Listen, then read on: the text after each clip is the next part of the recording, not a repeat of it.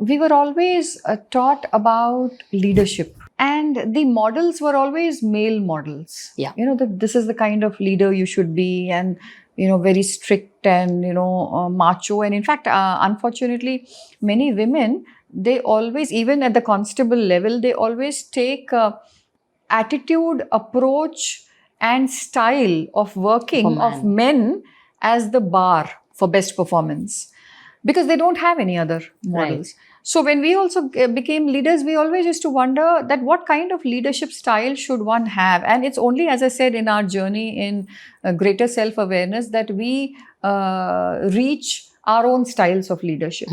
Compassionate leadership is what is being spoken of now. But this is what we have learned for the last several years, that as a leader, you have got to have that compassion for the public you serve and for the constabulary who works under you, for both of them, not just the public.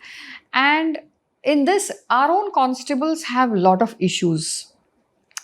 Do we take care of that? Or we only learn how to take work from them and that's it? Draw the line.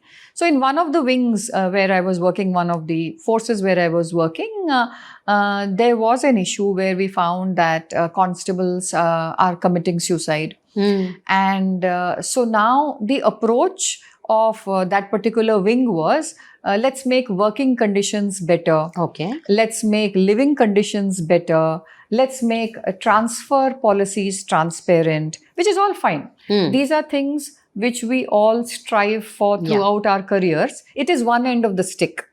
I said, let's look at the other end of the stick. Our constables come into the service at a very young age. And when they come into the service at a very young age of 18 or 20 or 21, that's the time when nobody has taught them how to handle their emotions. They don't know how to handle negative emotions like anger, fear, and these kind of emotions.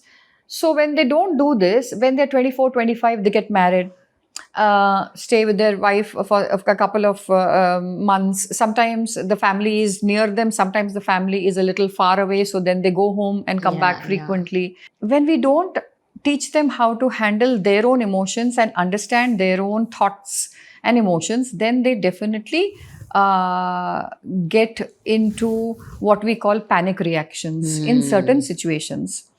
We call these cognitive distortions. Okay. So one of the constables came up to me and said, "Ma'am, thank you so much for introducing this program." We had created a mental health program there.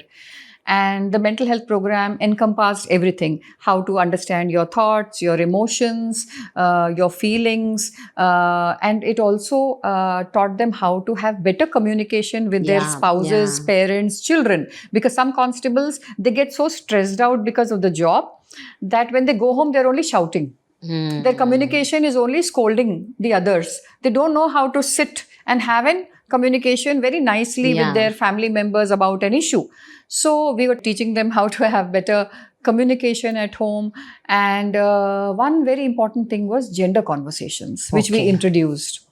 This was important because we realized that most of these constables were not having an equal relationship with their wives. So we started this experiment in Mehboob Nagar. Many years back. And the SP there was very open to this, and she took it up immediately. And we took a small group of constables and sub-inspectors, and we put them through this program. And then we said 6 months after the program, we started watching their performance in the police stations. And we realized that most of the public would say, we want to talk to that fellow only in the police station. And then we would ask why. So they would say, because he understands better.